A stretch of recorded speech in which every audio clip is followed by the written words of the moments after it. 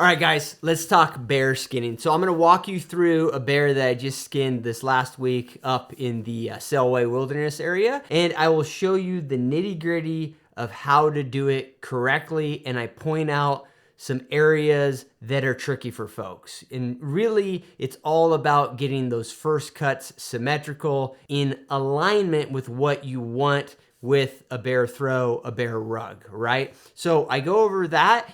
One thing to keep in mind is that there is a right way to do this, just with a couple choices along the way. A lot of people have skinned, maybe a half dozen bears, maybe 10 bears in their life, and they think they're doing it the right way. But what they don't realize is when they hand off that hide to a ruggery, to a taxidermist, when they get it back, everything looks great, but those service providers are trimming that hide for symmetry to make it look right, and the overall product is much smaller because of that. So you're not necessarily gonna know that you did it wrong. So it's important to know how to do it right. I've skinned well over 100 bears, and this is how you do it, guys. So without further ado, let's dive right into it. Yeah. The main thing with bears is you wanna get them nice and symmetrical. That's the key thing, because if you don't get them symmetrical on these first cuts, the hide will end up getting shortened by the ruggeries. So they'll make them symmetrical by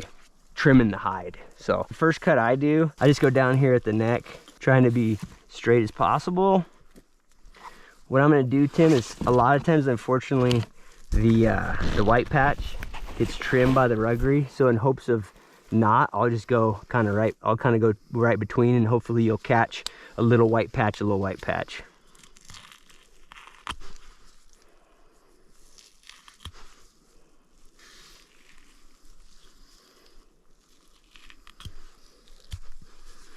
Okay, go right between the teats here. And then there's multiple ways you can do this in the back right here. But what I'm gonna do is I'm gonna stop right there, and I'll show you that in a second. So here what I'm gonna do is you just gotta conceptualize it. Anything that is cut in front of this way is gonna go in the front of the rug, right? And then anything that's cut that way is gonna go into the body. So actually where that patch is, let me see the leg arm here. It's low enough that I'm gonna have to send it back here, so hopefully you'll end up with two little white patches there. Okay. But what I do here is where I'm gonna cut into the arms, I'll nick it here like that, so I have a nick. And then right now, so I'm at the same spot, I'll nick it here. That way when I come back to this side, I'll know that I'm aligned. I don't end up like this. Yep. That's kind of a key deal. And then so here, hopefully you can see into here. What I do is, like, here's the bear's elbow. That's what you want to identify. Here's the bear's paw right here, that pad. You want to end up at the center of that pad, and I like to be an inch above the elbow. What you don't want to do is go around and end up in the back of the paw. So I'm feeling that elbow right there. It end up like about an inch high. So I go a little bit further. Then here, I'm going to go ahead and take the paw from you, Tim. And then I know I want to be right here in the paw, and you can actually cut straight through the paw. People are worried about that. But the reality is taxidermists and ruggeries take that paw off, that pad off. If you're removing the paws, you'll do that because that way you can pull the bones out. But we're not going to do that until maybe we're back in camp, or Tim takes it to a taxidermist. We'll let them do it. But if you want to remove the whole hand, you can go right through that paw. Okay. So same deal here. We're going to go back to our cut here. Gotta work over this log. Like from a safety perspective, I try not to ever straddle where I'm going to go into my internal thighs, That's how you end up dead. Feel for that elbow. So inch above the elbow, right there. Okay, you can kind of tell on this one a little bit better, like this long hair. You're kind of keeping it together. This long hair, I'm basically going to follow that long hair and come right in here. I'm going to start in the back of the pad or close to it. This bear's got beautiful hide, man. So you can see all those lines are nice and symmetrical. Get a nice fluffy rump on them. I think it's cool, particularly on spring bears where they got a lot of hide, because you can kind of notice where that thin hair starts. Okay, so this is what you're looking for back here. I cut starting back of the foot. I like to go in front of this long hair. That's a highly debated thing amongst bear guiding. Some guys like to cut in here and send some of that hair forward. I like to send it back here so it stays fluffy in the back of the rug. Go across here, same thing on this one here. And then there I've got a perfectly symmetrical line down the middle. And then up here, I've got the point right here. In this case, I chose to send the little white blaze back. So hopefully it'll show up on the side of the rug. No promises, because if they trim it up to square, a lot of times that white ends up right there and gets trimmed off. But hopefully we'll have a couple of white patches there. That's the plan. And then right here, we go out the arm. And then as I'm going out the arm, I always feel for the elbow, because I want to end up 1 inch above the elbow roughly, and then go straight to the bottom of the big pad. I like to go to the pad and come down. It's a little easier for me. And then if you're going to remove the hand bones and stuff, you can go straight through the pad. It's going to give you more access to that. And then before I actually run down there, I'll do a little nick on this side. And then after I'm done with that side, I come back, find that nick, and do the same exact thing on that side. Then I go all the way up here. I'll skin this off. And then at the end, we'll roll the rug out that way. We'll go from the back. We'll go into that little chunk of the C-spine and pop the head off. We'll roll the skull up with the hide. We'll have the hide and the meat. And then there's 2 ways you can do it. You can actually skin the whole bear out, take the whole hide off, and then take the meat off. What I like to do is I like to skin one side off, take the meat off, and keep the meat clean, and then roll the bear over, take the other quarters off. That's the routine. All right, guys, like 95% of bear skinning jobs, this one went into the darkness, but I wanted to mention some specific things to do when you're skinning that'll help you out a whole lot. One of the primary things you want to do, and this particularly applies if you're the one that's gonna salt and flesh the hide later on, you want to make sure that when you skin that bear, you pull out on the hide, and you're actually going to have the edge of your knife almost perpendicular to the hide, right? It's going to feel like you're going to cut through that hide, but as long as you don't put back pressure on the hide, you're not going to have a problem. If you do that, you pull the hide out while you skin that way, you're going to end up with a hide that has way less fat, way less flesh, and way less membrane on it, and just way less work down the road. Plus, it'll actually cool off a whole lot better because you don't have that extra mass on there. So make sure you skin that way. Don't get in the mode of peeling that hide back and putting a bunch of back pressure on it and getting in there like that. You want to have it kind of like a trampoline, so it gives a little bit when you skin.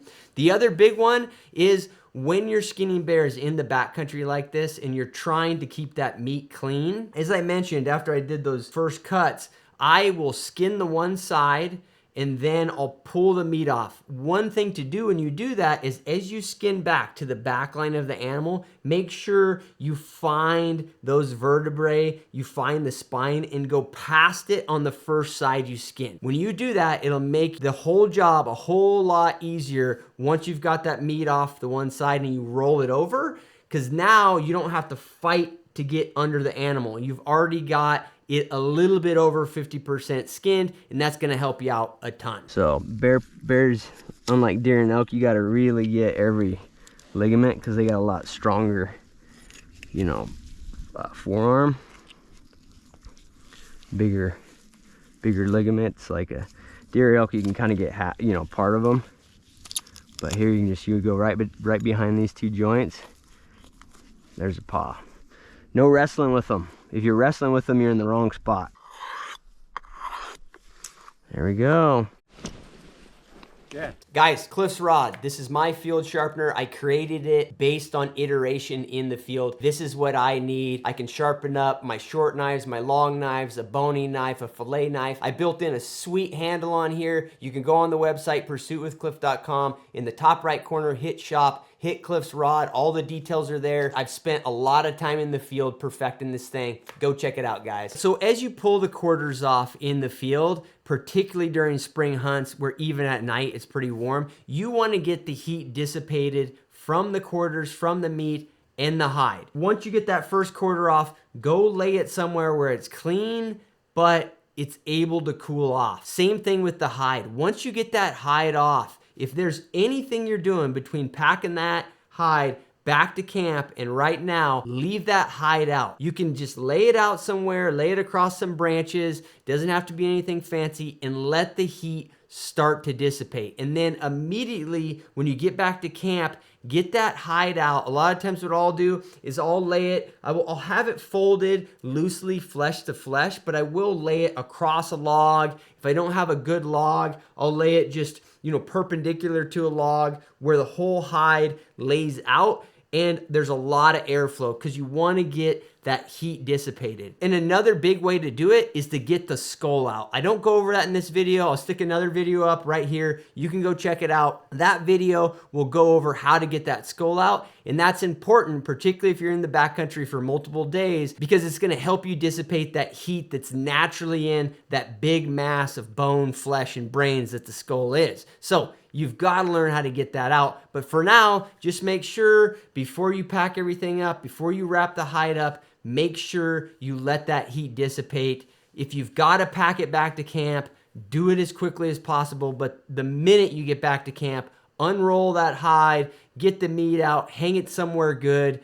where it's going to cool down. Do not get back to camp and lay your pack there with the meat or the hide crammed in it and then leave it for the night and then get up the next morning and hang it up thinking it's going to be good. That is the worst thing you can do because you've trapped all that heat and it's going to ruin your meat and your hide if you do that. Now, when it does come to rolling up a hide, there is a way that I like to do it. I'm going to show you here in a couple minutes, but I still recommend you ask your taxidermist because there are taxidermists, particularly taxidermists, they're going to keep your hide frozen for 5-6 months between now and when they actually flesh it and do the work on it. They may want you to roll up the hide in a different way than what I'm about to show you. But if you're working on the face, the skull, the paws, or somebody's gonna do it in a relatively short period of time here in the next couple months, a taxidermist who's gonna work on it within that sort of time frame, this is how you should roll up the hide to hang it up, to store it, to freeze it. Cliff's Hunter, I created this knife from iteration in the field. It has been modified and perfected for the backcountry use case. It is my belief that in terms of all-around knives,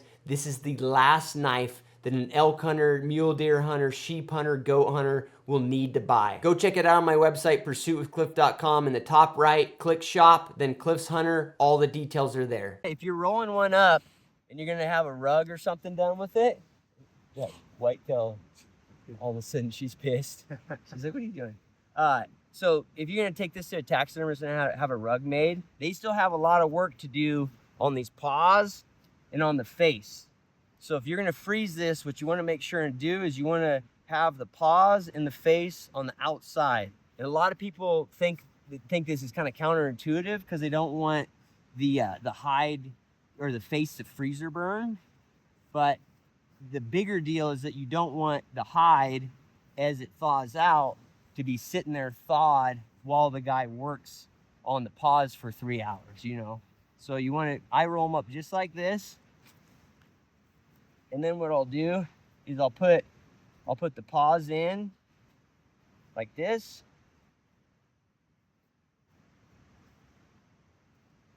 Here, and I'll take the face and go over.